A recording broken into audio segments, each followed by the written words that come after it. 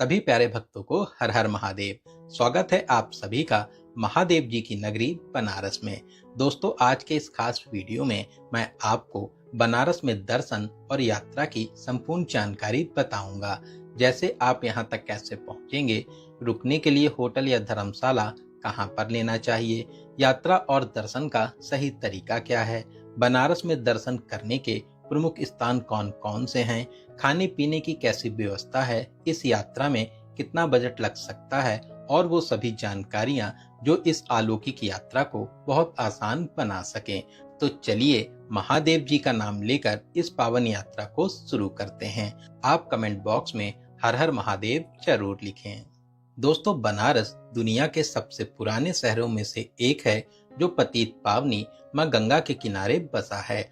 आप इस अलौकिक नगरी को बनारस, काशी और वाराणसी आदि नामों से बुलाते हैं। यहाँ पर भगवान शिव के 12 ज्योतिर्लिंग में से एक श्री काशी विश्वनाथ ज्योतिर्लिंग विराजमान है।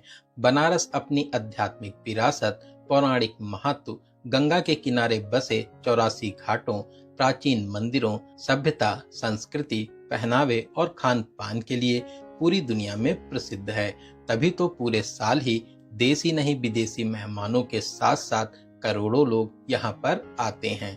तो चलिए वीडियो में आगे बढ़ते हैं और एक एक करके सभी बातों को बहुत ही आसान भाषा में जानते हैं।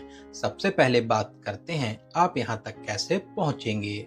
बात करें ट्रेन की, तो यहाँ पर दो प्रमुख स्टेशन बनारस और वाराणसी रेलवे स्टेशन हैं। दोनों ही रेलवे स्टेशन काशी विश्वनाथ ज्योतिर्लिंग से 5 से 6 किलोमीटर दूर हैं। आप ऑटो में 20 से 30 रुपए देकर यहाँ के प्रमुख चौराहे गदौलिया चौराहे तक आ जाएंगे। अगर आपका प्लान फ्लाइट से आने का है तो बनारस में ही लाल बहादुर शास्त्री इंटरनेशनल एयरपोर्ट है जो मंदिर से 25 किलोमीटर दूर है। एयरपोर्ट से आप बस, टैक्सी या ऑटो से यहाँ तक आ जाएंगे। तो चलिए अब हम लोग भगवान शिव की पावन नगरी बनारस पहुंच चुके हैं और अब बात करते हैं रुकने के लिए होटल या धर्मशाला कहां पर लेना चाहिए।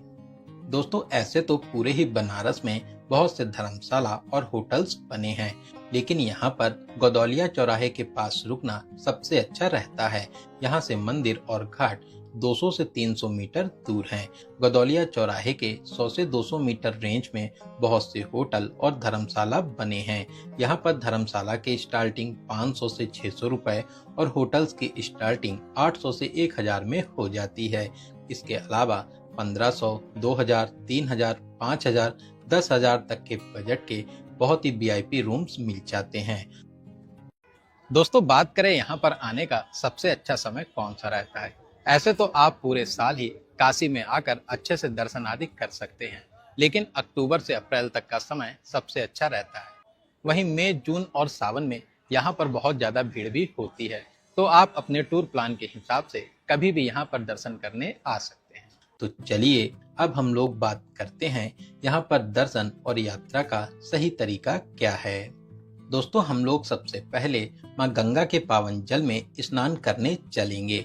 सामने ही आप गदौलिया चौराहा देख रहे हैं। यहाँ से लेफ्ट हैंड साइड वाला रास्ता मंदिर की ओर और जो सामने रास्ता जाता है वो सीधे दशाश्वमेध घाट के लिए जाता है। दोस्तों, दशाश्वमेध घाट बनारस का सबसे प्राचीन और प्रमुख घाट है। पौराणिक मान्यताओं के अनुसार ब्रह्मा जी ने भगवान शिव का स्वागत करने के लिए यहीं पर 10 अश्वमेध यज्ञों को किया था, इसीलिए इस घाट का नाम दशाश्वमेध घाट है। यहाँ पर स्नान करने का विशेष महत्व माना जाता है। इसके अलावा बहुत से भक्त गंगा जी को पार करके दूसरी ओर स्नान भी करते हैं। आप बोट में 50 रुपए देकर दूसरी ओर जा सकते हैं। अगर आपको वीडियो की जानकारी हेल्पफुल लग रही हो तो वीडियो को लाइक और चैनल को सब्सक्राइब जरूर करें। तो चलिए स्नान आदि के बाद श्री काशी विश्वनाथ ज्योतिर्लिंग में दर्शन की बात करते हैं। दोस्तों, श्री काशी विश्वनाथ मंदिर में प्रवेश करने के 4 प्रमुख द्वार हैं। आप दशाश्वमेध घाट से दूसरे घाटों को पार करके ललिता घाट पर बने कॉरिडोर पर आकर गेट नंबर 1 से प्रवेश कर सकते हैं। इसके अलावा विश्वनाथ गली या गदौलिया चौराहे से काल भैरव मंदिर वाले रास्ते पर मां अन्नपूर्णा गली और सबसे अच्छा यहीं पर गेट नंबर 4 से प्रवेश करना रहता है। गेट नंबर 4 पर भीड़ सबसे कम होती है। वहीं दोस्तों, अगर आपके पास में समय कम है या फिर आपके साथ में बुजुर्ग हैं तो आप यहाँ पर सुगम दर्शन भी कर सकते हैं। सुगम दर्शन का 250 रुपए पर पर्सन का टोकन रहता है। आप चाहें तो इसकी बुकिंग काशी विश्वनाथ मंदिर की ऑफिशियल वेबसाइट से पहले से कर सकते हैं। वहीं अगर आप चलने में असमर्थ हैं तो यहाँ पर व्हील चेयर की फैसिलिटीज भी मिल जाती हैं। दोस्तों, मंदिर के मुख्य परिसर में mobile phone, camera, bag, electronic items, जूता चप्पल ये सब ले जाना मना है। सभी प्रवेश द्वार के बाहर और मंदिर परिसर में जूता चप्पल और मोबाइल काउंटर बने हुए हैं जो एकदम फ्री हैं। तो चलिए फूल माला और प्रसाद लेकर मंदिर में प्रवेश करेंगे। श्री काशी विश्वनाथ ज्योतिर्लिंग के अद्भुत रूप के दर्शन कर आशीर्वाद प्राप्त करेंगे। महादेव आपकी सभी मनोकामनाओं को जरूर पूरा करें। दोस्तों, मंदिर के पास ही मां अन्नपूर्णा मंदिर भी है जहां पर आप दर्शन करने जरूर जाएं। मंदिर में दर्शन की टाइमिंग की बात करें तो सुबह 4 बजे से 11 बजे तक, फिर 12:20 से शाम 7 बजे तक और फिर 8:30 से 9 बजे तक दर्शन होते हैं। दोस्तों, ऐसे तो यहाँ पर हमेशा ही भीड़ भाड़ रहती है। आपको दर्शन करने में 2 से 3 घंटे लग सकते हैं। वहीं बहुत ज्यादा भीड़ होने पर 5 से 6 घंटे का समय लग सकता है।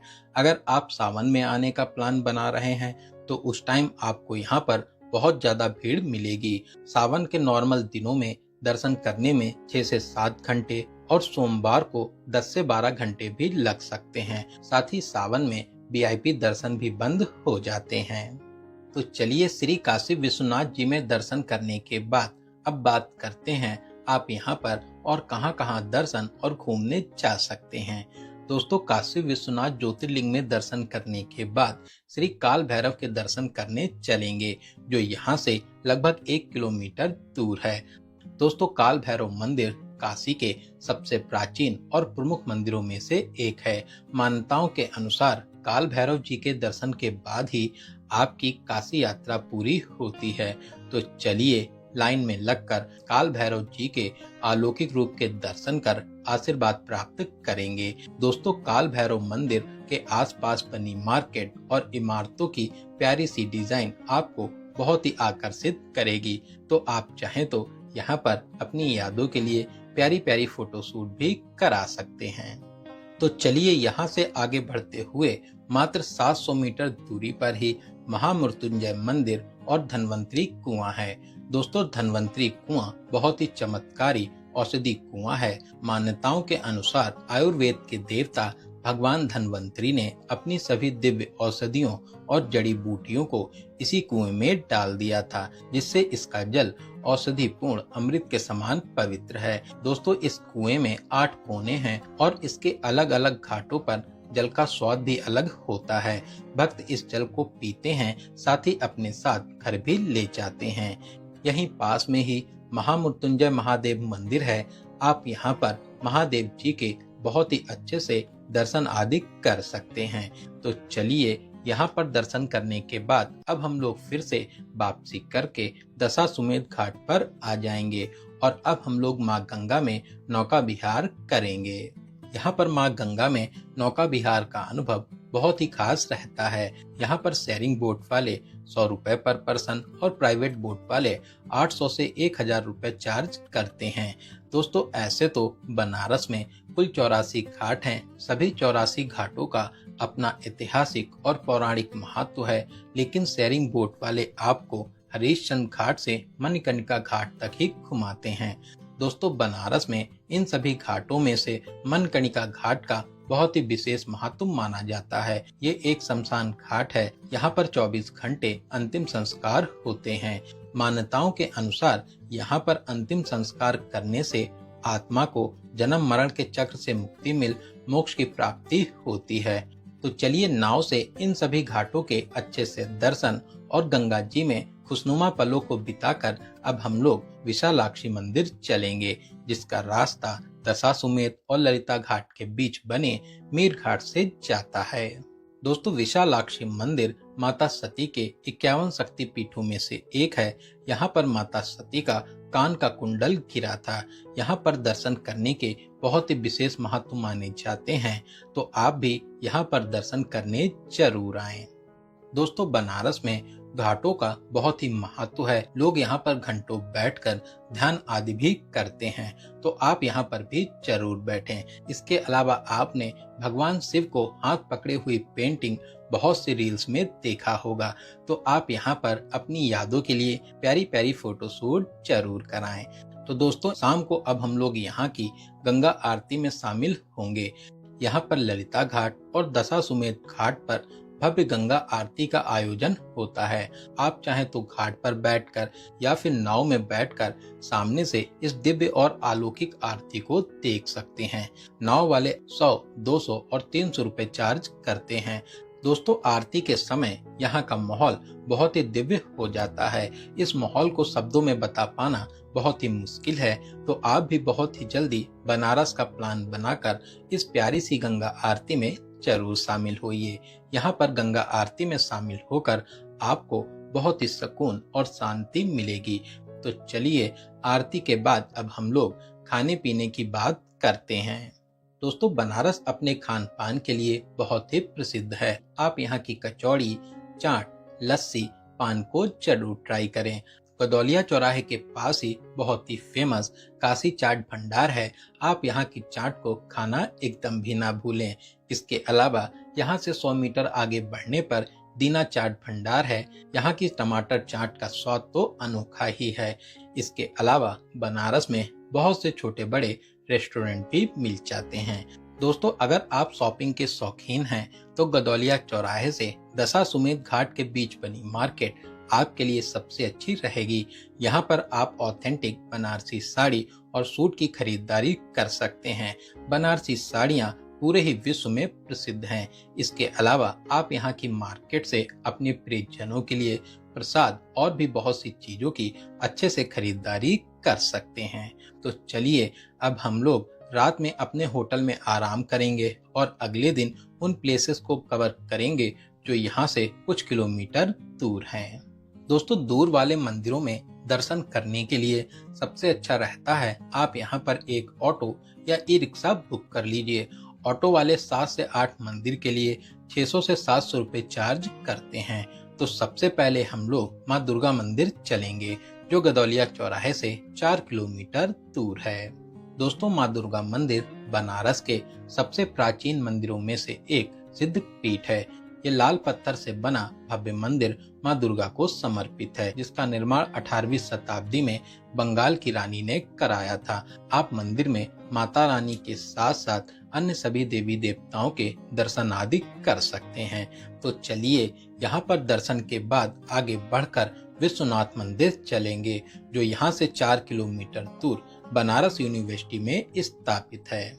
दोस्तों, श्री विश्वनाथ मंदिर बहुत ही भव्य शैली में बना है, जो दुनिया के सबसे ऊंचे मंदिर शिखरों में से एक है। इस भव्य मंदिर की नींव 1931 में बिरला परिवार द्वारा रखी गई थी। यहाँ पर आप महादेव जी के बहुत ही अच्छे से दर्शन और जल अभिषेक भी कर सकते हैं। दोस्तों, ये प्यारा सा मंदिर बहुत ही प्यारे और शांत वातावरण में बना हुआ है, तो आप यहाँ पर दर्शन करने जरूर आएं। तो चलिए, यहाँ पर दर्शन और कुछ देर बिताने के बाद में अब हम लोग संकट मोचन मंदिर चलेंगे, जो यहाँ से 2 किलोमीटर दूर है। दोस्तों, संकट मोचन हनुमान मंदिर बनारस के सबसे पवित्र और प्राचीन मंदिरों में से एक है, जिसकी स्थापना 16वीं शताब्दी में महान संत गोस्वामी तुलसीदास जी ने की थी। यहाँ पर मंदिर के अंदर मोबाइल फोन, बैग ले जाना मना है। मंदिर प्रवेश द्वार के पास में ही लॉकर फैसिलिटीज मिल जाती हैं। दोस्तों, इस मंदिर में आपको सच में बहुत ही शांति और सुकून का अनुभव होगा। भक्त यहाँ पर हनुमान चालीसा और भजन कीर्तन भी करते हैं। तो आप मंदिर परिसर में कुछ देर बैठकर भक्ति भाव के माहौल का अनुभव जरूर करें। तो चलिए, यहाँ पर दर्शन करने के बाद आगे बढ़ते हुए अब हम लोग मणि मंदिर पर आ जाएंगे। मणि मंदिर भी बहुत ही प्रसिद्ध और भव्य मंदिर है। मंदिर के अंदर महादेव जी के 151 नर्मदेश्वर शिवलिंग और 12 स्टफिक शिवलिंग स्थापित हैं, जिनके दर्शन से आपको अलग ही शांति मिलती है। इसके अलावा मंदिर परिसर में श्री राम परिवार और माता रानी सहित और भी देवी देवता विराजमान हैं। दोस्तों, इन मंदिरों के अलावा आप त्रिदेव मंदिर, नेपाली मंदिर, अस्सी घाट और सर्ववेद मंदिर में भी दर्शन करने जा सकते हैं।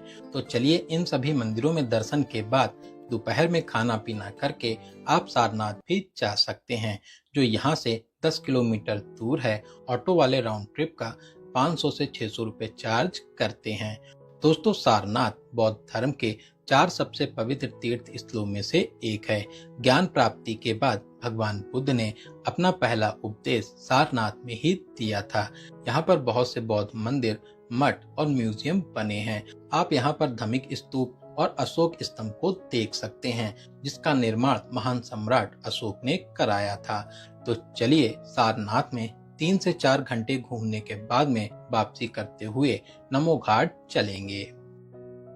दोस्तों, ऐसे तो बनारस को घाटों का शहर कहा जाता है। यहाँ पर कुल 84 घाट हैं। इनमें से दशाश्वमेध घाट, मणिकर्णिका घाट, केदार घाट, हरिश्चंद्र घाट, अस्सी घाट और नमो घाट सबसे फेमस है।